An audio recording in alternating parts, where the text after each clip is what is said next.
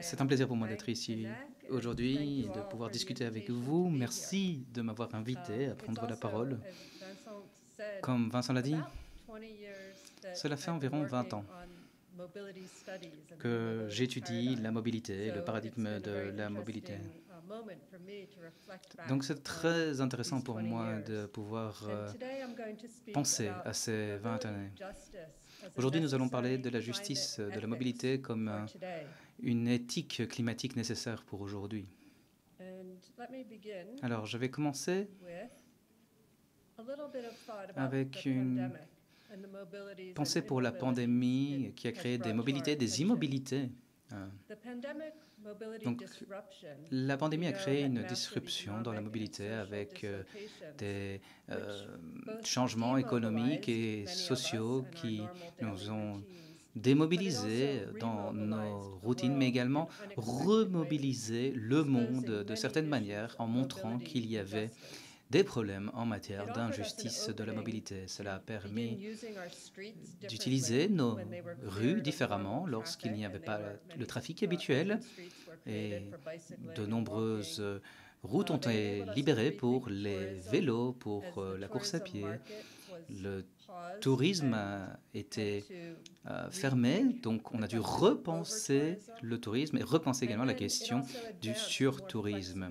Cela a permis également d'avoir des politiques de travail à distance plus flexibles, ce qui a permis aux personnes de penser comment revoir les économies locales, donc travailler sur leur propre territoire.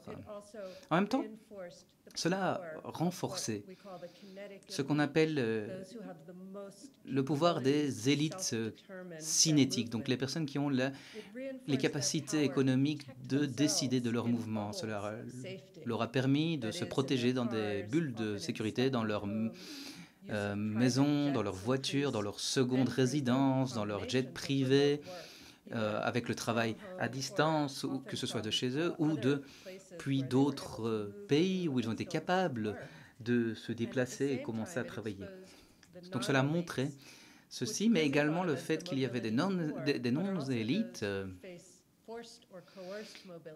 qui ont été forcés dans des formes de mobilité qui n'étaient pas très plaisantes, qui n'étaient pas dans des conditions qui n'étaient pas sûres. Ils étaient exposés à ce virus de la COVID-19. Cela a mené également à une précarité économique et à des déplacements, mais également donc des mobilités involontaires. Ainsi, nous avons des effets qui sont conflictuels, si nous pouvons les appeler ainsi. Mais en même temps, il y a une question du climat et de la mobilité. Je prends toujours ces deux termes ensemble parce que pour moi, ils sont tout à fait liés. Nous savons qu'un tiers du Pakistan, pour le moment, est sous eau. Il y a eu des inondations terribles, mais d'autres pays sont en pleine période d'incendie. Il y a également des ouragans, des typhons. Et puis, il y a des conséquences qui étaient un peu inattendues de la guerre en Ukraine et du contrôle de la Russie sur les gaz naturels qui ont vraiment mis en difficulté les marchés européens de l'énergie et ont augmenté les prix des carburants fossiles. Donc on est tous connectés vraiment par ces événements planétaires et ils sont tous liés aux mobilités, à la logistique et à l'utilisation de combustibles fossiles. Donc la question qu'on pourrait se poser est celle-ci. Comment les politiques post-pandémiques et les planifications pour la décarbonation peuvent permettre des mobilités et une utilisation de l'énergie qui soit plus équitable et durable? Pouvons-nous mettre en place des formes plus équitables de logement et de déplacement au-delà des injustices raciales, les injustices climatiques et des injustices de la mobilité? Comment pouvons-nous récupérer l'habitabilité dans ce monde qui a dépassé le seuil de ses limites écologiques et de à cause de l'extraction, de l'écocide et de l'exploitation? Alors, mon argument clé est celui-ci. Les transitions de mobilité durable doivent impliquer non seulement le verdissage de nos villes, avec les politiques qu'on entend toujours dans l'urbanisme et ces nouveaux pactes verts. Donc c'est vraiment ces politiques sur lesquelles on se concentre. Mais ça ne peut pas être non plus qu'une question de ne parler que du local, en se concentrant uniquement sur les connexions locales pour se reconstruire. Non, il faut également se rendre compte qu'il y a des systèmes urbains étendus, des espaces infrastructurels mondiaux, des zones extractives qui nous connectent à une forme carbone à une échelle planétaire. Donc l'architecture, au niveau du transport, il faut, je pense, penser au-delà des villes, penser à la forme carbonée comme quelque chose de mondial. Et la justice de la mobilité sont tout à fait nécessaires tant au niveau local qu'au niveau mondial afin de pouvoir soutenir cette éthique climatique aujourd'hui. Alors, j'aurai deux parties à cette présentation. Tout d'abord, regardons un peu ce qui s'est fait dans la recherche des mobilités depuis 20 ans, d'où vient cette idée de la justice des mobilités, d'où vient ce concept. Alors, vous pouvez voir ici ces livres qui ont défini vraiment ce domaine de la mobilité. Il ne s'agit pas uniquement de l'urbanisme ou du transport. On voit que ces études s'appuient sur des réseaux plus larges, le cargo, le fret, la logistique, la mobilité aérienne, la mobilité quotidienne, la migration, les technologies mobiles, les vies également mobiles qui peuvent être menées dans ce contexte. Donc c'est une façon très large de penser la mobilité. Et ceci s'appuie sur une approche transdisciplinaire, multi-échelle, expérimentale parfois.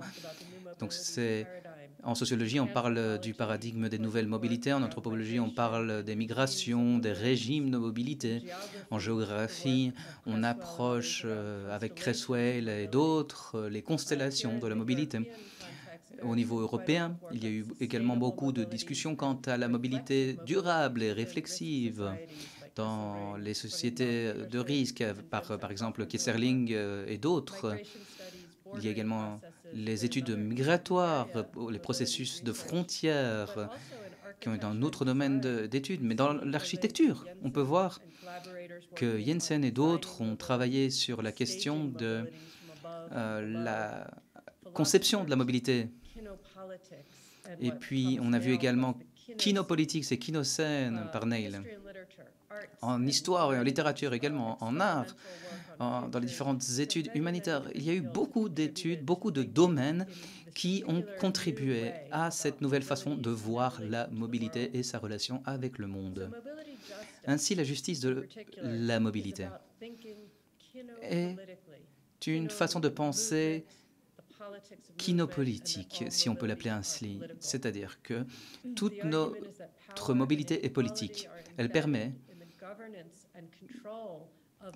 Il y a plutôt des injustices qui sont vraiment liées à la façon de gérer les logements, le passage des frontières.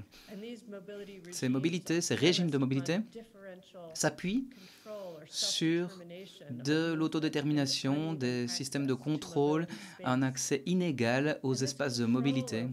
Alors, ce contrôle sur les mobilités, les immobilités, est lié à des causes historiques dans la patriarchie, le colonialisme, l'impérialisme, le capitalisme racial.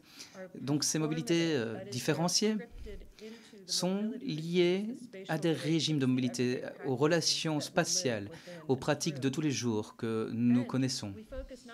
Et donc on ne se concentre pas simplement sur les mouvements de personnes, de choses ou de véhicules, mais également sur comment elles sont liées entre elles et comment elles créent des relations de pouvoir inégales, non seulement d'un point de vue visuel, virtuel que physique. Tout ceci est lié. Finalement, le paradigme de la mobilité met en question les visions de territoire telles qu'elles fixent et cette notion qui est toujours dominante, qui montre notre vie comme quelque chose de sédentaire. On voit réapparaître l'ethnonationalisme. Et c'est très important, lorsque l'on pose la question de l'éthique mondiale, de comprendre que des lieux apparaissent grâce à des relations de mobilité. Ce n'est pas quelque chose de simple ou de singulier, ce sont des mobilités permanentes, de différentes formes, des sujets différents qui s'installent, qui créent des lieux, qui créent des nations, qui sont liées à ces mobilités. Donc les différentes formes de mobilité sont tout à fait liées à la production et la reproduction des relations sociales inégales, que ce soit au niveau local, régional ou mondial. Alors, je vais passer à la suite. Alors, il faut penser au travers de ces différentes échelles et systèmes de mobilité. Donc, je vous ai parlé de la race, du genre, des classes, des différentes capacités. On prend cette notion de mouvement immédiat de notre corps et il faut le lier avec notre accès au transport, au mode dominant de mobilité, c'est-à-dire l'automobile, mais également d'autres, tels que le vélo, et puis transmettre ça au niveau urbain, aux infrastructures urbaines, à l'espace, l'énergie, la communication. Et puis tout ceci est lié également, évidemment, par les régimes transnationaux des frontières, la mobilité, la migration, qui a le droit d'accéder dans une ville, qui est la main-d'œuvre dans un certain lieu, qui gère les infrastructures, les entretiens, le système de transport également, qui sont les conducteurs, qui sont les personnes qui nettoient les moyens de transport. Tout ceci est lié à la migration également. Et puis ceci est lié évidemment à la mobilité planétaire, telle que le mouvement de l'énergie, des métaux, des émissions de CO2, de la pollution, des déchets. Et tout ceci revient. Et c'est un cycle. Cela, de nouveau, des impacts sur nos corps, sur nos systèmes de transport. Donc c'est vraiment un cycle, une boucle ici. Et on le voit en particulier avec la Covid et cette pandémie.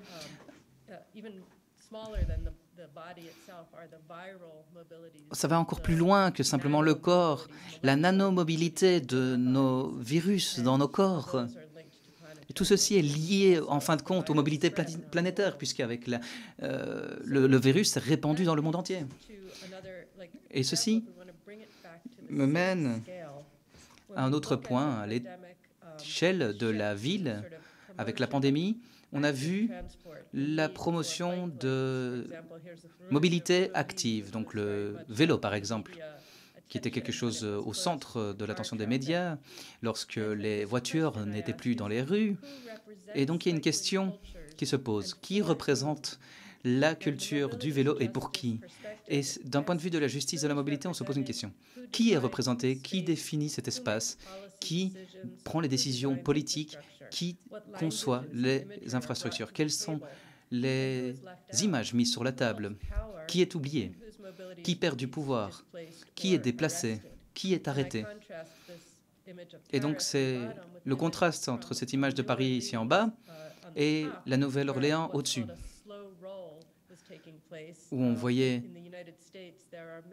aux États-Unis beaucoup de mouvements de cyclistes qui vont à l'encontre du régime de la représentation actuelle de cette mobilité pour donner une alternative de qui sont ces cyclistes, pourquoi prenons-nous le vélo, que faisons-nous. Donc c'est simplement une manière de montrer à quel point la justice de la mobilité peut nous permettre de réévaluer notre façon de penser les infrastructures urbaines. Alors il y a autre chose dont je voulais vous parler, c'est assez important.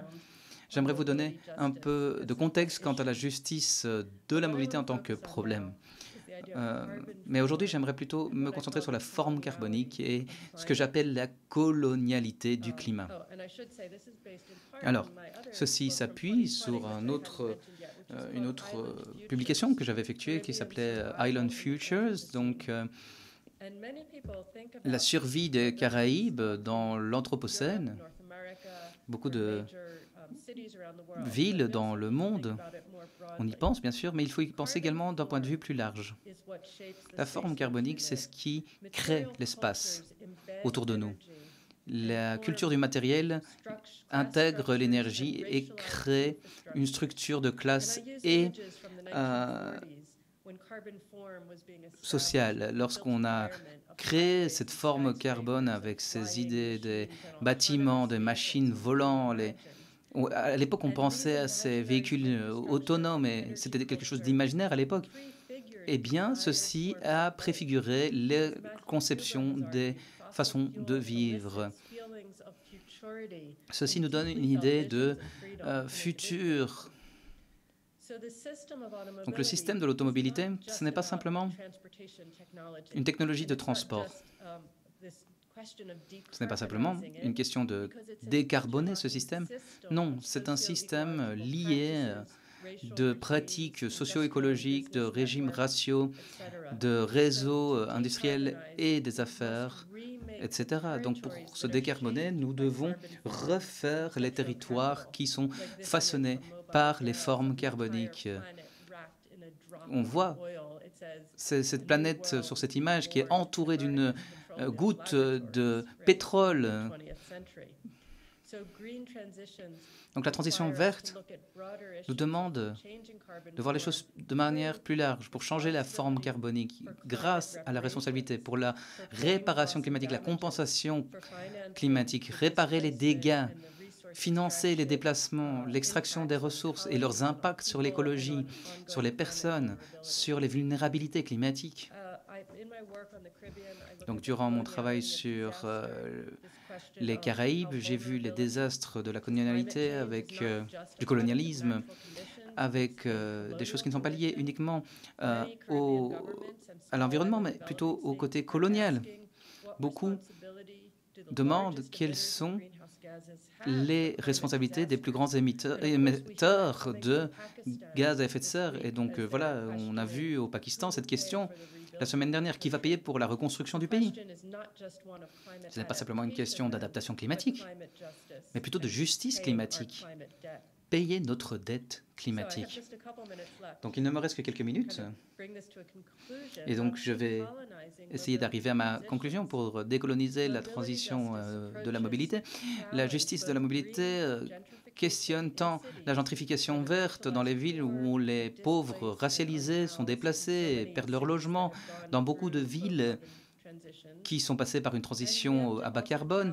Et on doit également remettre en question le colonialisme climatique qui s'appuie sur des zones sacrifiées d'extraction pour le minage de métaux avec des terres autochtones, des déplacements, et ceci pour une transition énergétique mondiale. On ne peut pas s'appuyer sur le minerai d'uranium ou d'autres ressources au Congo ou dans d'autres pays ou créer de grands barrages en Amazone ou des pipelines en Amérique du Nord pour la transition. Non. On voit les instabilités qui sont liées à ce cadre. Donc les régimes de mobilité existent en relation à des mobilités planétaires, tels que les mouvements d'énergie, les flux d'eau, les émissions de dioxyde de carbone, la libération de la pollution et l'élimination des déchets. Et on doit voir que ceci façonne notre habitat humain et notre environnement. Donc enfin, ma conclusion. Je pense qu'il faut de l'action, en particulier ici à ENACT, pour les architectes, les urbanistes, les avocats du transport, pour reconnaître qu'il y a des héritages impériaux et coloniaux, des structures de développement qui ne sont pas équitables, qu'il y a des atteintes racialisées.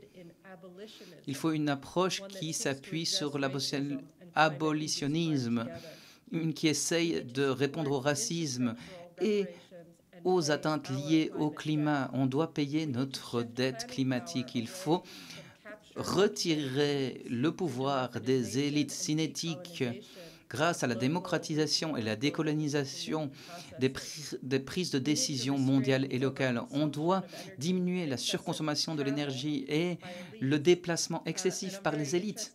Et je suis très intéressante d'ailleurs de cet appel en France pour interdire les voyages en jet privé.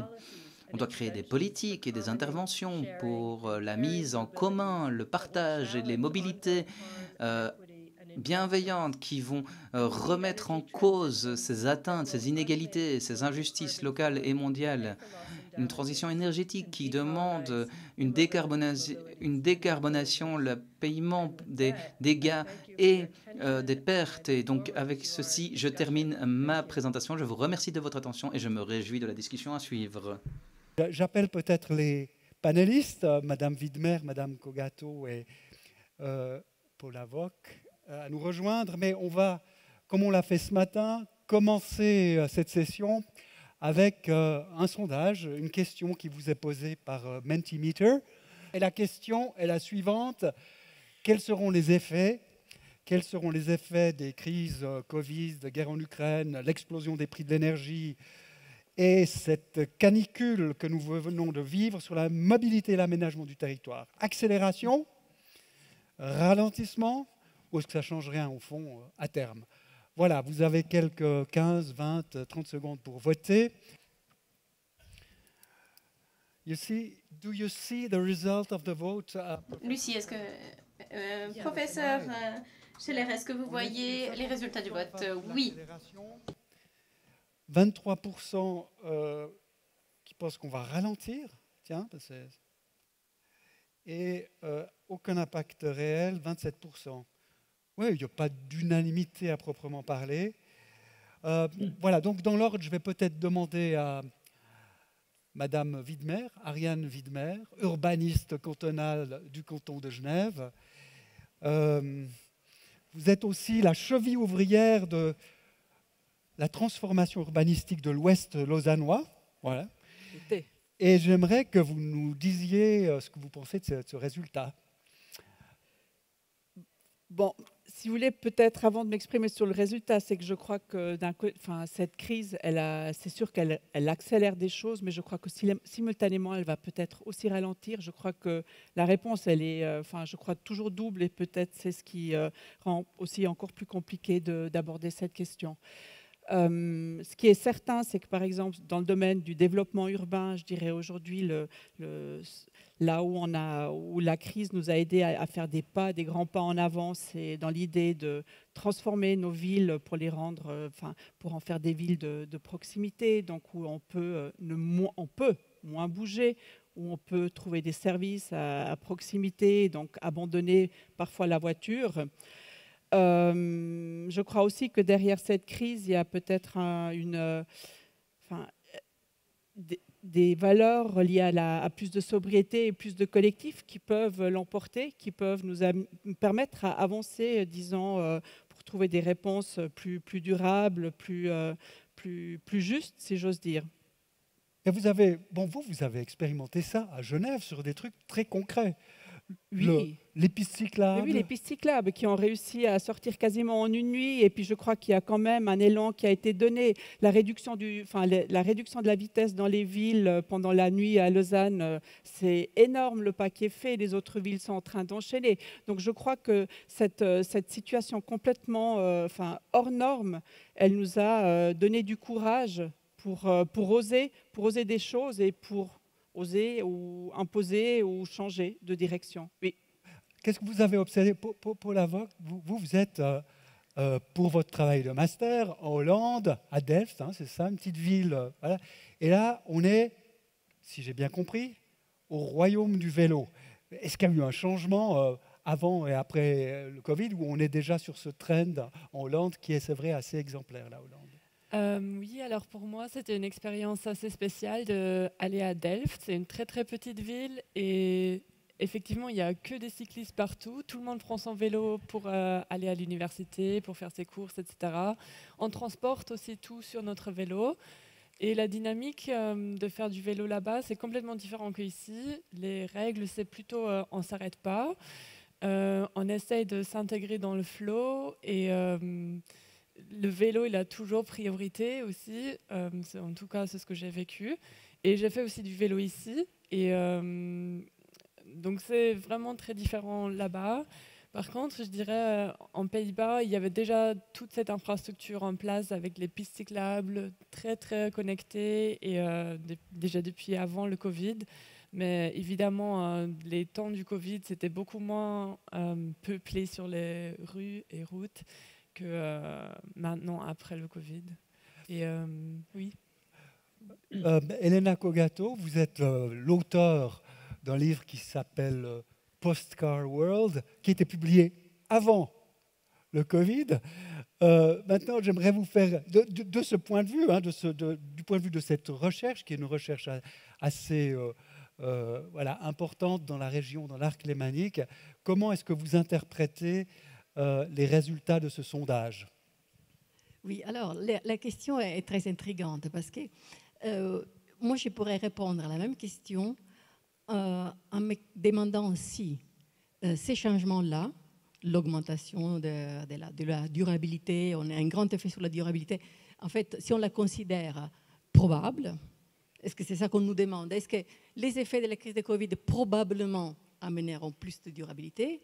Ou on demande si les effets de la crise de Covid peuvent rendre possible de penser effectivement des grands avancements en termes de transition mobilitaire et durabilité. C'est-à-dire que moi, en tant que chercheuse, ce qui m'intéresse, c'est qu'une question comme ça me pousse à me questionner sur qu'est-ce qui, grâce à ces crises, rend davantage pensable et donc aussi possible la transition. Et je pense que ces crises-là nous ont aussi énormément aidés à ce sens. Personnellement, quand depuis des décennies aussi on me parlait de la possible transition vers un travail à distance, une idée de travailler chez soi sans plus bouger. Et ce type d'idée de la société future, c'était pour moi une hypothèse, mais de laquelle je ne voyais pas forcément la vraisemblance. Avec la crise, nous avons effectivement, non seulement vu qu'elle était réalisable, mais on l'a expérimentée complètement. Et ça a impacté énormément les normes actuelles de notre travail. Alors, c'est ce dont on parlait ce matin avec le professeur Messerli, qui disait à quel stade est-ce qu'on en est. Il reprenait la classification de Kubler-Ross, hein, le déni, la dépression, la prise de conscience, l'expérimentation, la décision, l'intégration. Hein. On y reviendra, mais j'aimerais poser la question, avant que vous répondiez quand même au call for action de Mimi Scheller et aussi que vous réagissiez à cette notion de mobility justice. Est-ce que c'est quelque chose qui vous parle? Mimi Scheller, can you tell us what you think?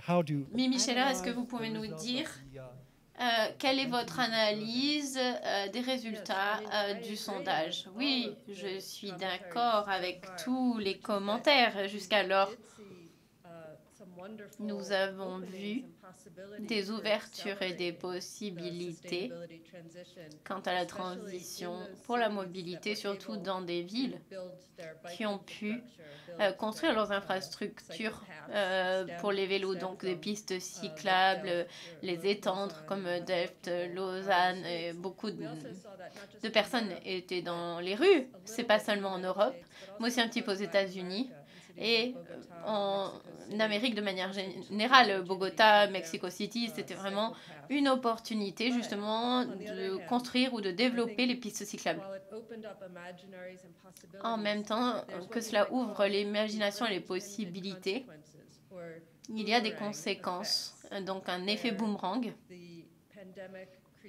où la pandémie a créé des instabilités économiques, des blocages et a déclenché la guerre dans d'autres endroits.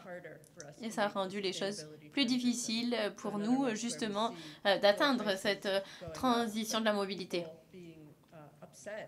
Les personnes donc étaient inquiètes et protestaient.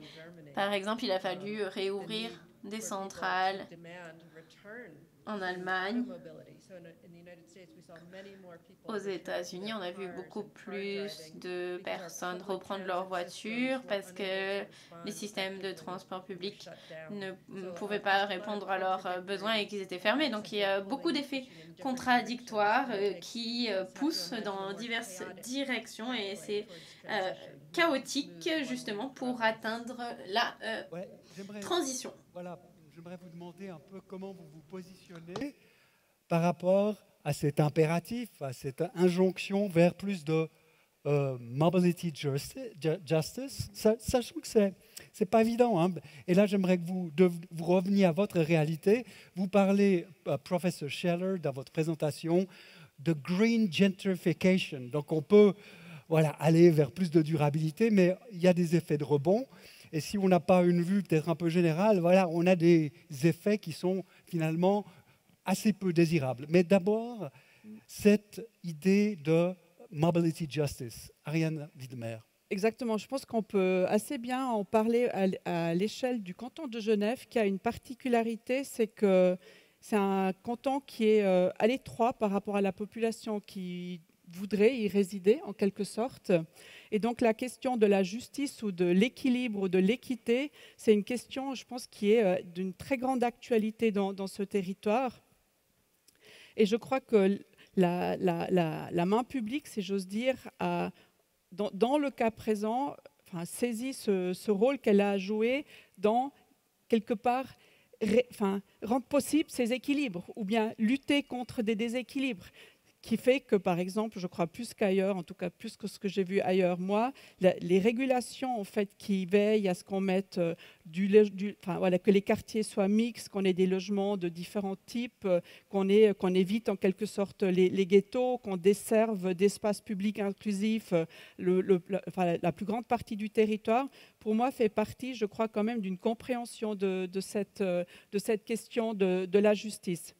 Alors, moi, j'aimerais bien que vous parliez, parce que franchement, vous pouvez vous prévaloir d'un exercice grandeur nature avec tout l'Ouest lausannois. Vous avez été une des chevilles ouvrières de ce qui s'est passé dans l'Ouest lausannois. Et là, vous avez mis à l'épreuve, je dirais, cette notion de mobility justice. Absolument, c'est-à-dire l'Ouest lausannois, au moment où le Conseil d'État a tiré un frein pour dire stop, ce développement-là n'est plus possible. Finalement, qu'est-ce qu'il a fait? C'est qu'il a réussi à passer une étape où il se projetait dans, disons, je ne sais pas si on veut parler d'investissement dans des infrastructures de transport, mais en tout cas, l'Ouest lausannois était, sur des secteurs entiers, un territoire sous-développé dans le sens qu'on n'offrait même pas le bus, ni le soir, ni le week-end aux gens qui habitaient ici. Donc, qui est obligé, en fait, à avoir une voiture. Et si on n'a pas de voiture, on ne se déplace pas. Donc, je dirais, dans le développement de l'Ouest lausannois, il y a effectivement d'avoir amené ou redimensionné la gare de Renan de telle sorte à ce qu'on puisse aussi, avec une poussette, accéder au quai. Je pense que c'est une manière de rendre une sorte de justice et d'accès à tout le monde. Ça a mis le temps, mais voilà, c'est une expérience, c'est un exemple rétrospectif. Vous avez fait avec votre recherche de Postcard World, là on est dans un exercice de prospective, un exercice comment dire, vous avez élaboré plusieurs scénarios. Est-ce que la notion de mobility justice a joué un rôle lorsque vous avez justement dessiné ces différents scénarios ?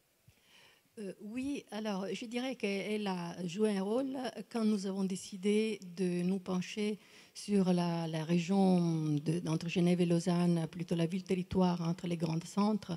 Ce qu'on appelle la métropole lémanique. Voilà. Comme un territoire test. Ouais. Peut-être ça va vous surprendre, mais l'idée c'était aussi la suivante. Si dans ce territoire-là, il n'y aura pas autant d'engagement et de moyens mis dans la volonté de faire transiter la mobilité dans une drastique réduction de la voiture telle qu'on l'observe dans les centres, dans les villes-centres. Le danger, c'est que ces territoires-là se trouvent de plus en plus confinés dans une condition de suburbanisation. C'est-à-dire, pourquoi une partie du territoire ne serait pas, elle aussi, digne, disons, d'une attention vers une décarbonisation que l'on considère souhaitable et vertueuse. Donc, c'était un peu ça au début. Évidemment, il y a après d'autres mesures et d'autres proportions avec des injustices peut-être beaucoup plus tragiques dont la professeure Scheller nous a parlé. Mais évidemment, nous, on s'attaque à nos territoires et à nos injustices aussi. Donc, ça, il y avait une raison à ça.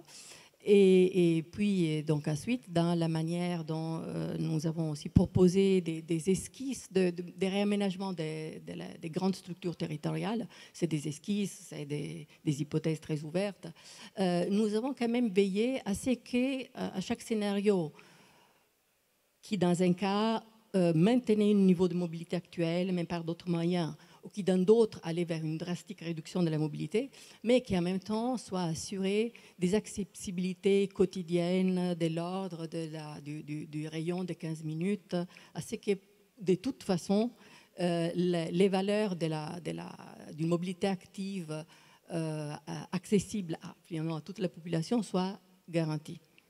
C'est un peu ça, je dirais, la manière dont je vous répondrai. Après, on pourrait parler aussi d'autres questions plus environnementales, mais après. D'accord. Oui. Voilà, professeur Scheller, voilà, on est sur des questions ancrées, je dirais, localement ici en Suisse. Évidemment, vous avez une approche globale. J'aimerais peut-être vous poser la question, ce call for action que vous lancez aux architectes, aux ingénieurs civils, aux ingénieurs des transports. En général, comment est-ce qu'ils répondent à cette injonction? Quel type de réponse, what kind of response do you have when you throw this call for action? Alors, quelle réponse est-ce que vous obtenez avec ce call for action? C'est intimidant. L'un des points importants, c'est le rôle des universités et des éducateurs pour encourager la prochaine génération d'architectes, d'ingénieurs ou de planificateurs. Donc nous sommes formés, pas en tant que discipline, mais en tant que spécialité dans chaque discipline. Donc spécialiste dans le transport, c'est différent que le spécialiste, par exemple, dans les métaux ou processus industriels. Et j'espère que nos écoles, la planification architecturale, etc., vont pouvoir apporter une vision ou des systèmes de pensée, donc la façon dont ils ont été conçus au niveau planétaire. Donc il est temps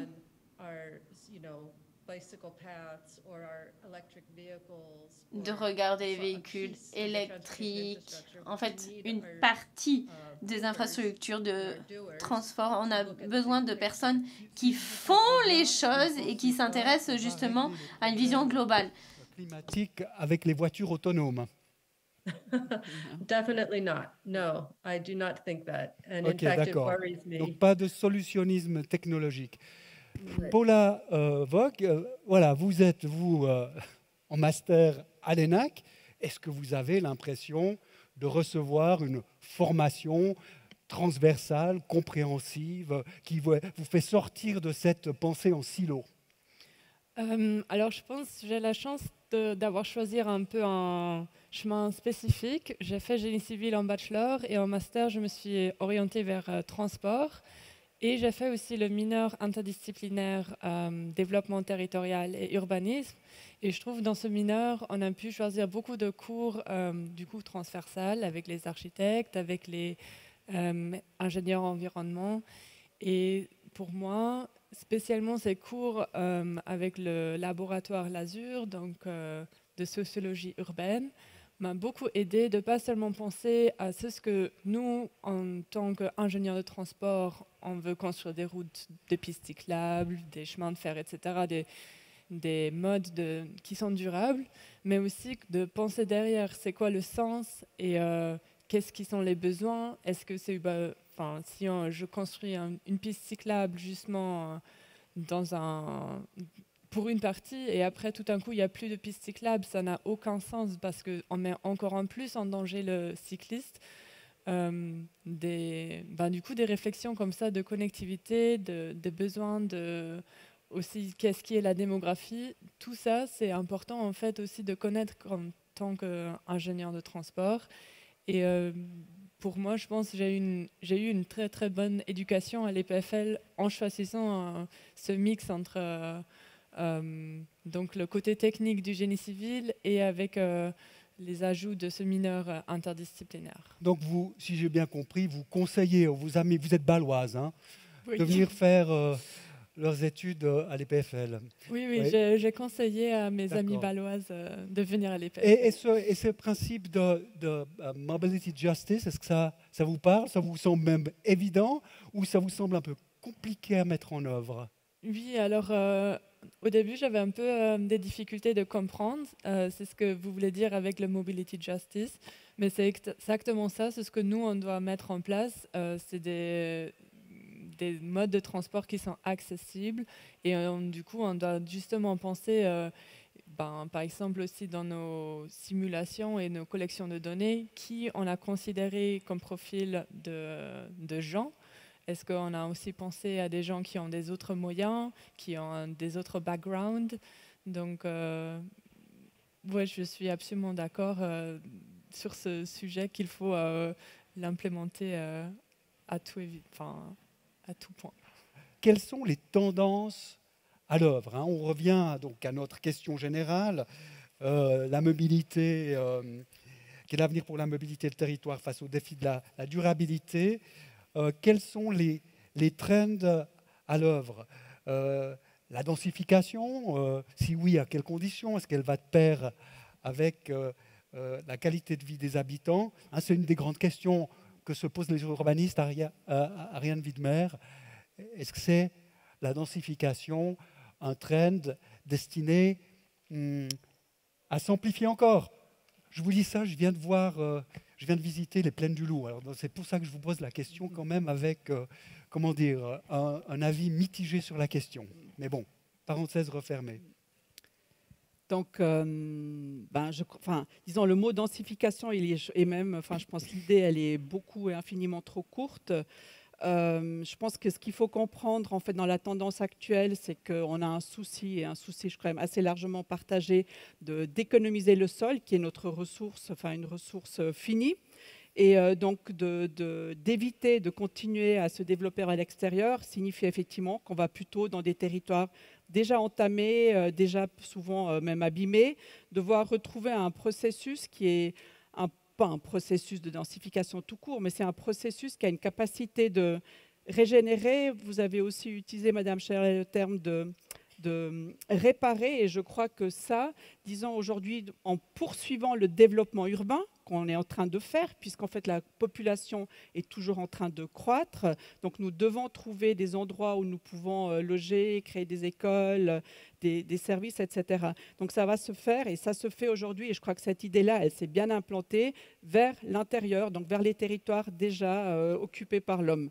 Et puis, dans cette idée très générale, aujourd'hui s'installe, je crois très clairement, l'idée de cette ville du quart d'heure ou de la ville de la proximité, où au quotidien, je peux en fait faire mes déplacements, de nombreux déplacements de mon quotidien à pied.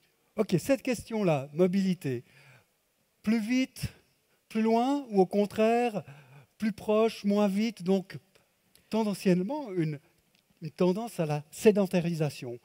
Elena Cogato et Paul Avoc.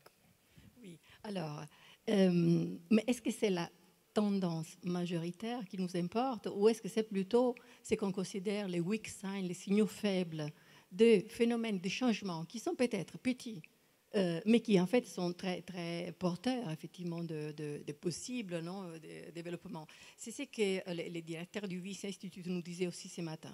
Donc on a besoin peut-être davantage de mettre l'accent sur des trajectoires de changements exemplaires qui sont peut-être vraiment microscopiques, mais sur lesquels finalement construire. Donc je souscris complètement aussi à tout ce que tu as évoqué, Ariane, tout à l'heure sur les changements, mais aussi si finalement, même dans l'arc lémanique, tout le monde expérimente tous les jours une augmentation des bouchons dans l'autoroute, et on a le sentiment que la circulation augmente.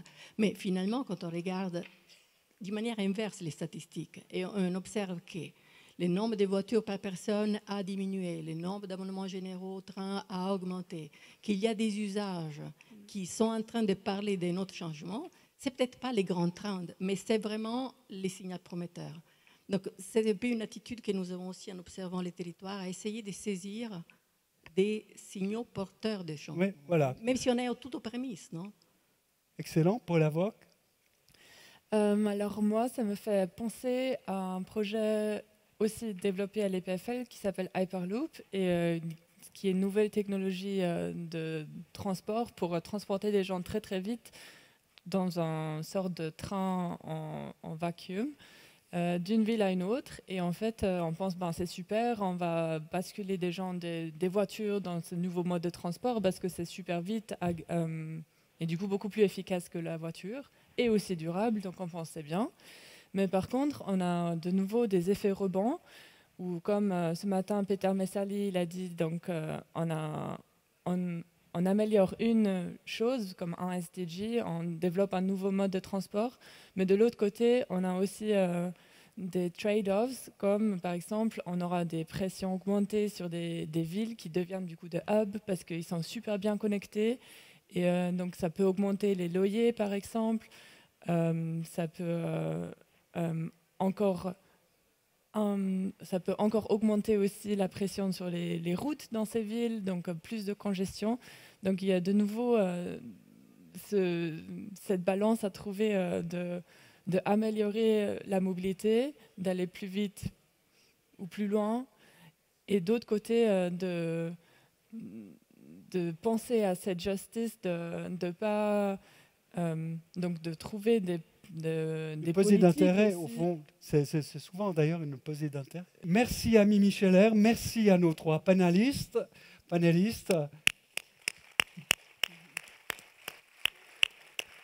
Et on se retrouve à 16h précises pour la table ronde avec les doyennes et les doyens.